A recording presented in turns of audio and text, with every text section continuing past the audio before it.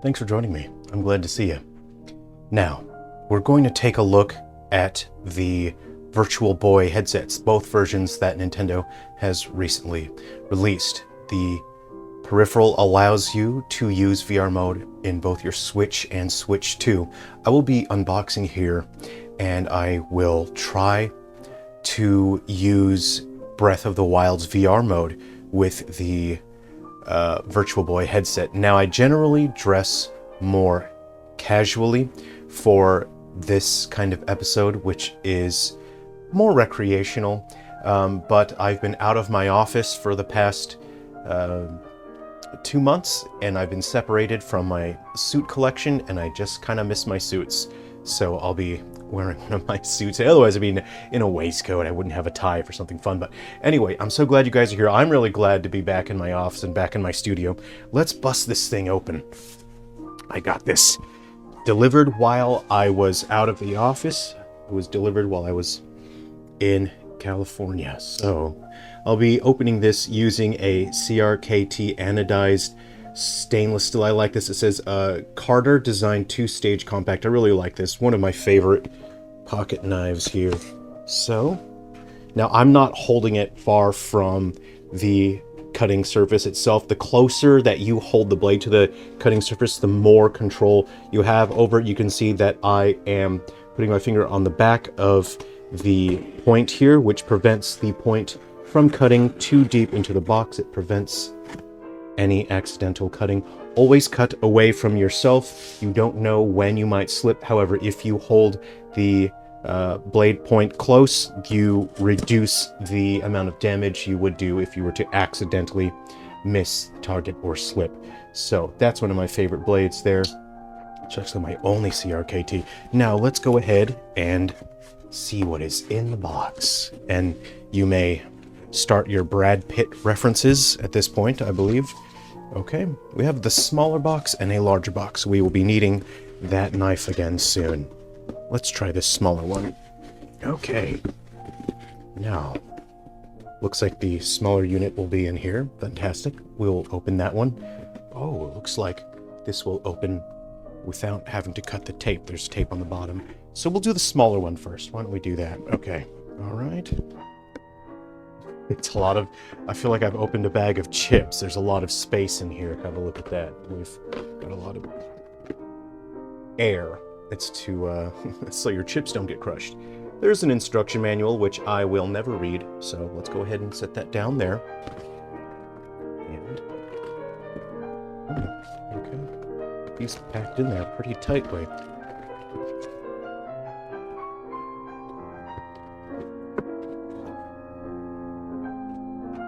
This padding, it's taped in there, or it's attached in there so that it doesn't float around, which is good. Good packaging. Recyclable plastic, it's good to see that. Whether or not the recycling plant actually properly recycles, I did my part. Okay. Now then, oh. This is the cardboard version, which is meant to be more affordable, and it makes it easier for people to just pick this up. It is cheaper than the full plastic headset, and this one you have to hold as well as you put that. So I'm not sure how I'm supposed to open this. You know, I changed my mind. I think I will read the instruction manual. So I'll set that down for now, and let's go ahead and open the larger unit. Okay. Now then. Ooh. Ooh.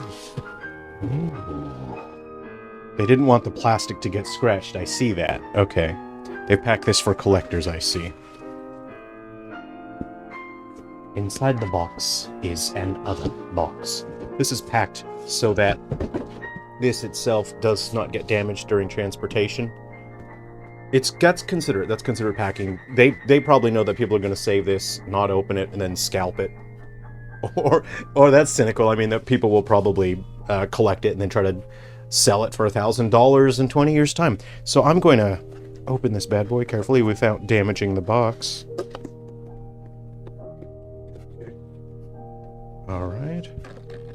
Look at me concerned about getting fingerprints on the transparent plastic is ridiculous. It doesn't matter to me. Okay. Oh, this is a chunky friend. Oh yeah, that is a chunky friend. It got some weight to it. Okay, we remove this here. Okay, have a look at that. And lift that up. That's pretty neat. Let's remove this plastic here.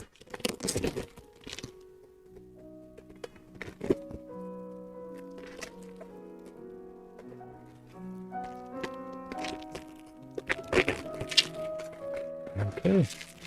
Plastic goes in there. Really interesting. You can see that the red lenses are in there. I have heard that you can remove the red lens. It looks detachable here. Let's try and see. Maybe there's a button I have to push. Oh, it looks like that might do something, but it doesn't. That's cute. It looks articulated, but it is not. Really fascinating. I have played the actual Virtual Boy at a friend's house a very long time ago. More than 20 years ago. Oh dear, that's a long time ago. Now it looks like the stand is in here. Oh, fantastic. We'll set the box down without damaging it.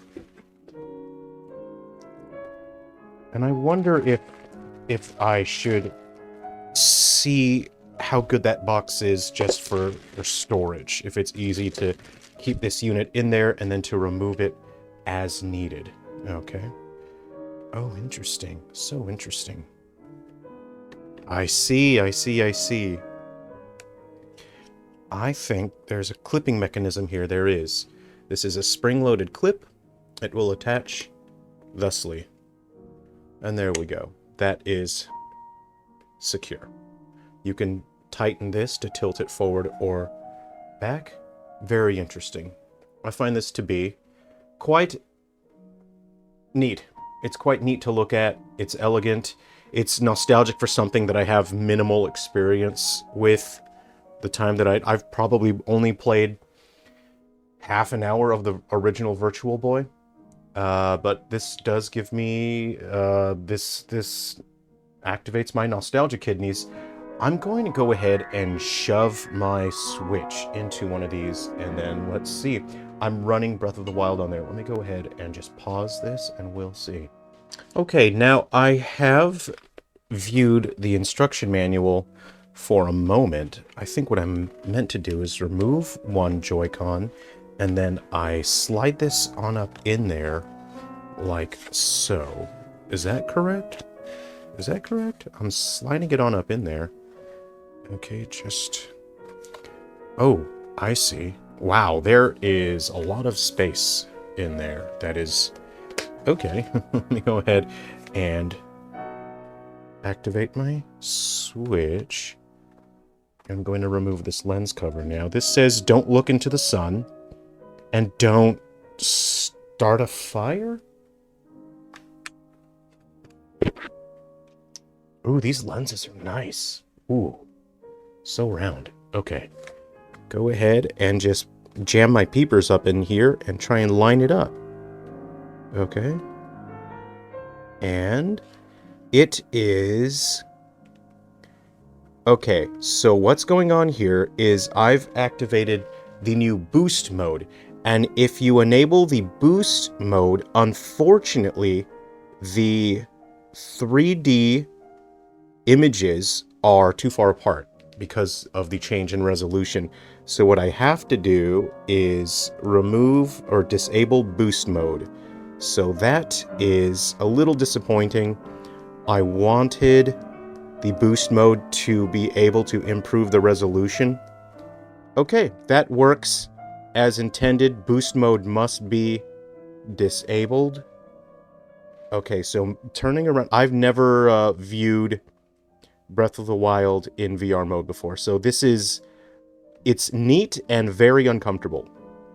I don't find this comfortable at all, in the slightest. It's adorable that you can do this, and useless. This is useless and adorable. I'm going to go ahead and stick this into the full unit now, and we'll see what that experience is like. But this is cute. Now, I am personally interested to see if an adult man can figure out how to open this without instructions, if it is designed well enough. There appears to be some spot here where you can... Okay. Yes, okay. That seems to make sense. Now, I'm going to take the Switch 2 and I'll just stick it on in there. Don't want to get fingerprints on my... I have a screen protector that I purchased but have not installed yet, and I will be installing that screen protector post-haste. As we can see, I'm slipping that Switch 2 right on up in there, and that is red. Wow, red Breath of the Wild.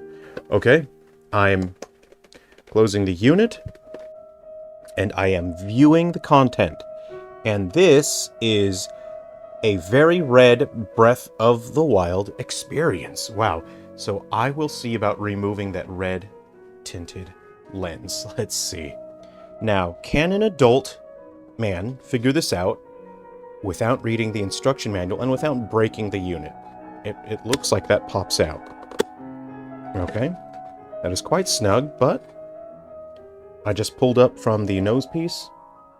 That red tinted lens is removed, and it looks like I can view the content, and the experience is very similar to the cardboard unit, except there is padding here which blocks out light from the sides, but it also makes me very warm. And when I'm recording here in my studio lights make this room very warm.